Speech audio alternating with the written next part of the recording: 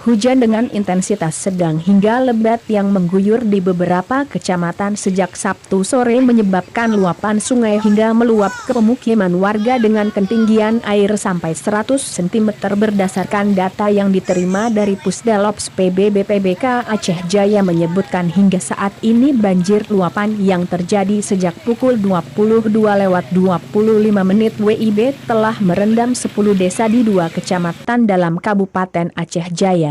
Adapun data dampak banjir luapan air sungai yakni Kecamatan Setia Bakti yaitu Sapek 53 KK dan Pantai Kuyun 30 KK sementara di Kecamatan Darul Hikmah yaitu Babah 250 KK, Lem Teungoh 85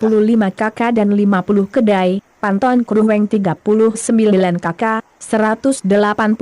jiwa, Ujong Rimba 15 KK, Paya Santeut 23 KK, Gampong Baru L 17 KK, Masen 55